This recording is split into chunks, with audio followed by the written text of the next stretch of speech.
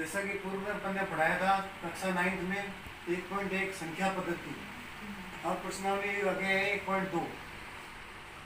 पहला प्रश्न है, इसके अंदर कारण सहित सत्य और असत्य कथन को बताइए कि कौन सा कथन सत्य है कौन सा असत्य।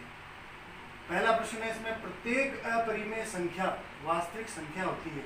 जैसा कि हमने पहले बताया था कि वास्तविक संख्याएं जो होती है इसको r के द्वारा व्यक्त करते हैं और ये मिलकर किससे बनती है, दोनों परिमेय संख्या प्लस अपरिमेय संख्या।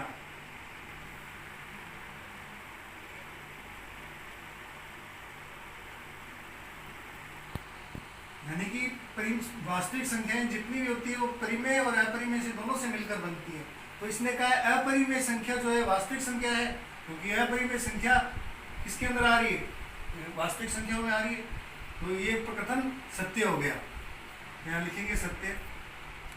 और इसका कारण यही लिखना है क्योंकि वास्तविक संख्याएं परिमेय संख्याओं और अपरिमेय संख्याओं से मिलकर बनती है, इसलिए ये कथन सत्य है। दूसरा कथन दिया हुआ है, संख्या रेखा पर प्रत्येक बिंदु अंडर रूट m के रूप में होता है जहां m एक प्राकृत संख्या है। यानी कि हम संख्या रेखा इसमें जब बनाते हैं, हमने बताया था संख्या रेखा बनाते समय संख्या रेखा में यहाँ पर धनात्मक संख्याएं आती है राइट साइड में, और लेफ्ट साइड में क्या कौन सी आती है, ऋणात्मक संख्याएं आती है। तो हम धनात्मक संख्याओं को तो रूट m के ऊपर दर्शा सकते हैं, क्योंकि रूट 1 का रूट भी 1 होता है, इसको दर्शा सकते हैं। रूट 2 का करेंगे तो रूट 2 आया, जैसे इसको संख्या रेखा पर दर्शा सकते हैं। परंतु अगर कोई ऋणात्मक संख्या ले ली जाए, -3 जैसे ले लूँ मैं, तो -3 का कभी भी वर्गमूल प्राप्त नहीं किया जा सकता, अतः यह कथन क्या हो जाएगा, असत्य। इसने ये कहा था संख्या रेखा पर, तो संख्या रेखा पर धनात्मक संख्याओं को भी दर्शाया जाता है और ऋणात्मक संख्याओं को, परंतु ऋणात्मक संख्याओं का वर्गमूल प्राप्त नहीं किया जा सकता। जैसा कि मैंने -3 लेके उदाहरण बताया, तो ऋणात्मक संख्याओं के वर्गमूल नहीं प्राप्त होते, इसलिए कथन क्या हो गया, असत्य। फिर तीसरा कथन है, प्रत्येक वास्तविक संख्या एक अपरिमेय संख्या होती है। अब इसमें ध्यान देंगे, प्रत्येक वास्तविक संख्या, जैसे अपन कोई भी वास्तविक संख्या लेते हैं इसके अंदर, तो कौन सी लेने से, 2 एक वास्तविक संख्या है, परंतु 2 को हम क्या लिख सकते हैं, 2/1। अगर मैं 1 भी लेता था 1/1, तो ये तो p/q रूप में लिखी जा सकती है, p/q रूप में लिखी जा सकती है, तो वो तो परिमेय संख्याएं होती है, ना कि अपरिमेय संख्याएं। तो ये ध्यान रखना है, प्रत्येक वास्तविक संख्या यानी जितनी भी आगे वाली प्राकृतिक संख्याएं ली जाए वो परिमेय संख्याएं होती है, अपरिमेय नहीं। तो ये कथन भी क्या हो गया, असत्य। ठीक है, अब लेते हैं इसमें प्रश्न नंबर 2, क्या सभी धनात्मक पूर्णांकों के वर्गमूल अपरिमेय होते हैं? यदि नहीं तो एक ऐसी संख्या के वर्गमूल का उदाहरण दीजिए जो एक परिमेय संख्या है। यानी कि इसका उदाहरण अपन ले सकते हैं, कोई भी धनात्मक 2 लेते हैं, 2 को अपन क्या लिख सकते हैं, 4 लेते हैं। 4 को देखते हैं, ये अपने को पता है एक परिमेय संख्या है, लेकिन 4 का वर्गमूल निकालते हैं, कितना आता है, 2। तो ये क्या हुआ, 4 का वर्गमूल 2 प्राप्त हो गया। 2 क्या है, एक परिमेय संख्या है। तो उदाहरण देते हुए 4 का वर्गमूल निकालकर 2 लिख सकते हैं और उसको बता सकते हैं कि ये एक परिमेय संख्या का उदाहरण है। इसी संख्या रेखा पर √5 को दर्शाइए। इसमें अपने को क्या ध्यान रखना है, सब सर्वप्रथम ये ध्यान रखना है, कर्ण जो होता है वो होता है लंब के वर्ग प्लस आधार के वर्ग के √√ के बराबर होता है। इसको ध्यान में रखते हुए संख्या रेखा पर √5 को दर्शाना है। तो सर्वप्रथम हम क्या करेंगे, एक संख्या रेखा खींचेंगे। अब संख्या रेखा पर ध्यान रखना है अपने को,